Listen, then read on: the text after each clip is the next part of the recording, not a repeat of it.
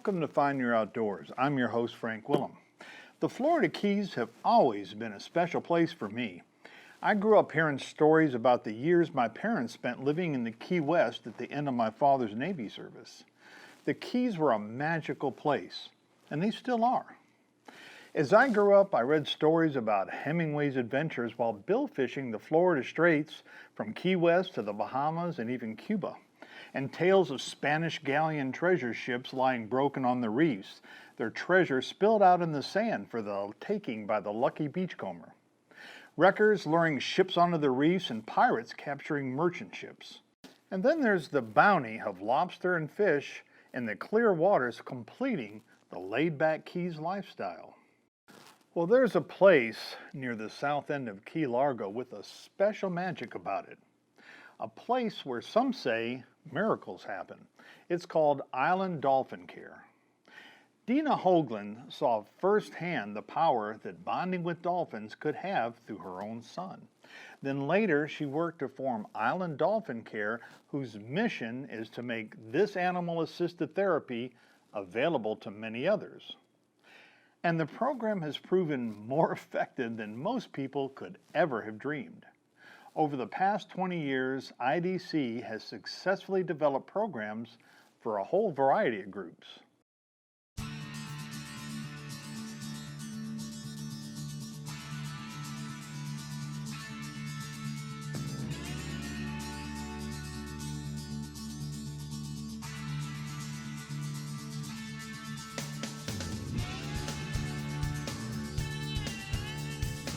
Island Dolphin Care is a not-for-profit organization that was established in 1997, and we established ourselves for multi-reasons. One was to help children and families that have a member with a disability that were struggling just like my family, and to give them the help and the hope that they need to move forward and face the obstacles that they face every day. And the second and primary reason was to give our dolphins a life of purpose.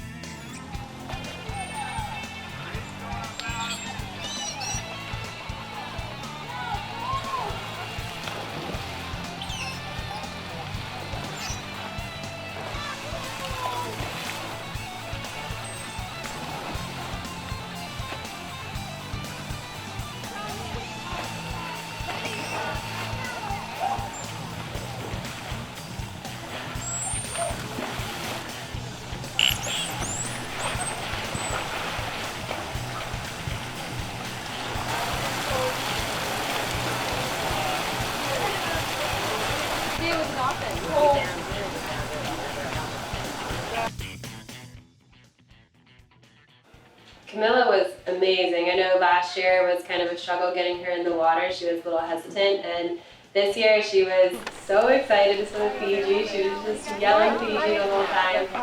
That's Fiji! That's Fiji, yeah. You excited to swim with Fiji? The water sessions that she did incredible, giving her the opportunity to make the choices, to let her be in control of the situation, and letting her do what she wanted to do was really great. No. You can do it! No. You've been so excited!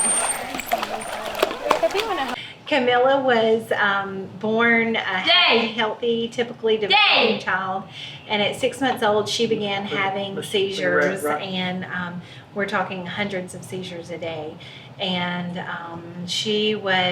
her seizures were medication resistant, so we went through several years of trying different medicines and treatments, and they, all of which were very unsuccessful, and then we have been through 4 brain surgeries to finally somewhat get control of her daily seizures.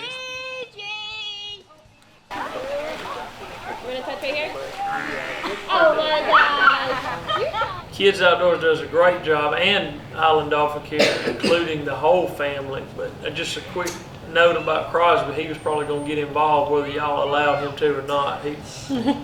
He doesn't know how to stop, or he was going to ask his way into whatever situation he needed to get into. But No, they do good including him and letting him be part of the training. He's been able to train now. Every time he goes, he sits on the dock and works with the trainers while she's in the water with the dolphins. So that's really neat.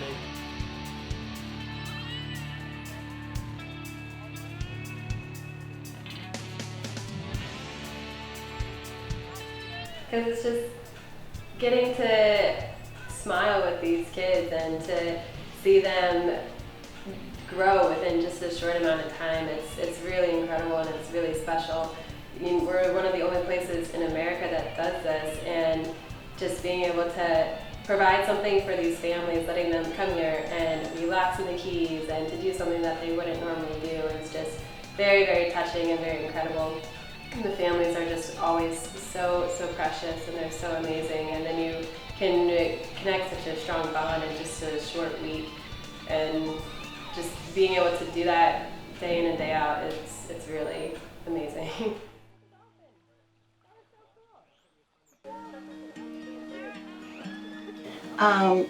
Peter and I, in 1986, had our second child, Joseph, who was born missing part of his heart, and he's had many surgeries to repair his heart.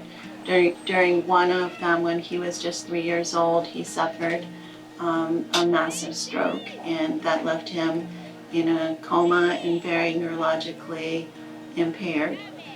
When we moved to Key Largo to be at sea level for his heart and for a job, there was no therapy around. My background is special education and clinical psychiatric social work, and I stumbled into a small dolphin facility in 1990, and Joe was on my lap, and I could feel him try to move and to look to see where the dolphins went when they went out of his sight.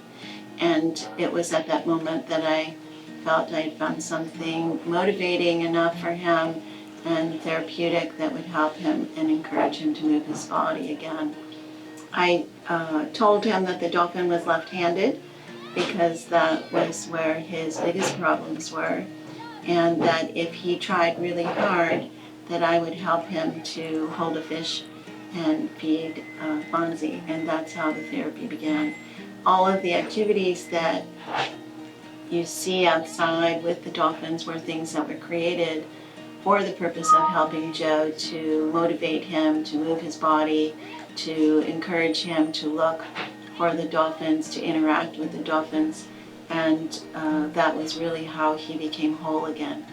Once it took about 2 years and Joe was able to walk and carry a bucket of fish to his friend Fonzie, and after that I thought, wow, this was so amazing, let me see if I can help other kids and other families just like mine. And that was the very beginning. Shortly thereafter, when I saw that it did help other families and children, I looked at the dolphins one day and I thought, well, you can't be released back into the wild, the government won't allow it, and I didn't want to see them doing programs and shows and doing entertainment for people. I felt if you can't live the life that you deserve out in the wild, then maybe I can provide them with a life of purpose and meaning. And that's when we founded Island Dolphin Care as a not-for-profit. We provide marine science education to the general public and to schools. We teach equal access, equal play to typically developing children, because they'll come here and be next to another child looking inside an aquarium that's pediatric wheelchair height, so that everybody's equal here. Our facility is fully accessible and was built to make it easy for families to shower, to use the bathrooms, to go anywhere that they need to be in the facility without having to ask for help. So everything is accessible, and the dolphins certainly live a life of joy and provide a lot of hope to others. We give them the best possible care. I'll tell you, this little boy, Evan, we knew from last year that Camilla did well, but to see Evan from day one to now, totally incredible. So he will be back. I think the most meaningful thing for families is that they enter the building and immediately feel hope and feel that they've come to the right place. They're 150% accepted. People will talk directly to them. They don't stare at them. This is the playground that a family with a difference will want. You know, when Joe was very disabled, I would go to the playground and people would stare at us, or I'd put him in the sandbox and kids would run by and kick sand in his face and go, "What's wrong with your kid?" Here, that's completely opposite. At Island Dolphin Care, we open the door, you walk in, and everybody is welcome here. Whether you're an adult or a child or you have any kind of difference, nobody's going to stare at you and say, "What's wrong with you?" Everybody's going to celebrate you. We celebrate everything here. We laugh, you leave with hope, you leave with courage, you leave after your time here feeling relaxed and refreshed, and you leave sometimes with some great tools for daily living. She does very good. She has trouble with waiting and trouble with structure Transition. and moving from one thing to the next. And that's a lot of what this program is, kind of working with schedules and picking out how you're going to approach and transition to the next. Hey, you're gonna hang out with Fiji. Yay! Alright. I think it's 40 minutes in the classroom, occupational therapy, where they go through scheduling and picking out what activities you want to do, and then you work through those activities and transition to the next one, as opposed to just randomly doing. And we were doing a lot of that stuff at home, but it always helps to reinforce it with other people and other people doing it. So our expectations were, you know, we looked it up, and there's some great things that people had said about it, and we heard some great things. So, but it's by far exceeded our expectations, being able to come down and work with them, and when they get in there with the Dolphins, and it's not just the Dolphins, it's the staff at Island Dolphin Care, and the time and the effort they put into the program. And you kind of think at first, to be honest, you're just going to go play with the Dolphins, like you go on a trip to the Bahamas and you swim with the Dolphins, but it's a lot more to it than that. It's occupational therapists, and they're trying to build a program you can work and use when you get home. Can we call her back? We're good. One girl, Sarah. We come up with unique swimming times. That's awesome, Evan. Oh, that's my favorite.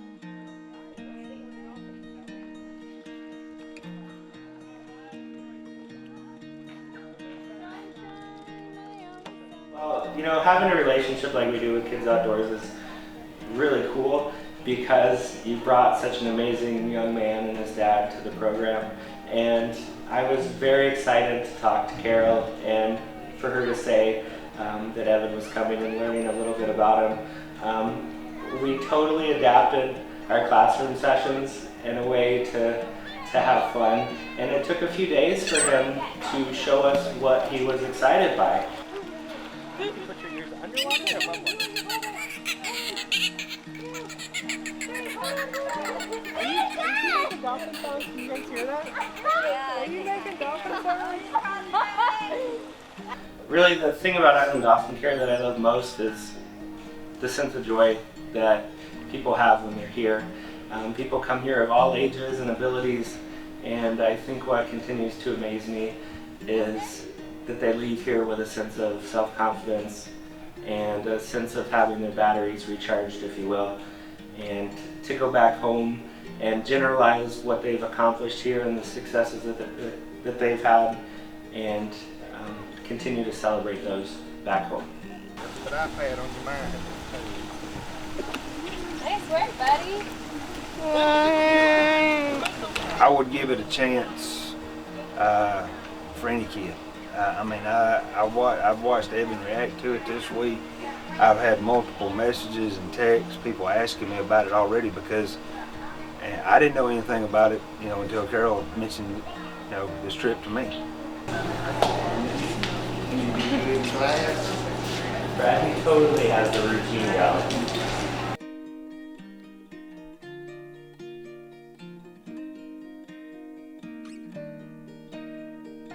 Well, I mean, it's, like Eli, the trainer, asked me, after the second day, asked me, to get in the pool with him and kind of hold him.